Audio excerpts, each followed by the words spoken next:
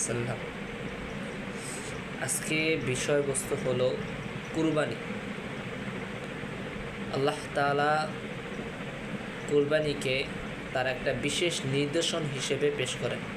আল্লাহ তাআলা পবিত্র কুরআনুল কারীমে বলেন, وَمَن يُعَظِّمْ شَعَائِرَ اللَّهِ فَإِنَّهَا مِن تَقْوَى الْقُلُوبِ। এটা হলো আল্লাহ তাআলার বিধান, যে আল্লাহ তাআলার নির্দেশনকে সম্মান করে নিঃসন্দেহে তার অন্তরে তাকওয়া থাকে।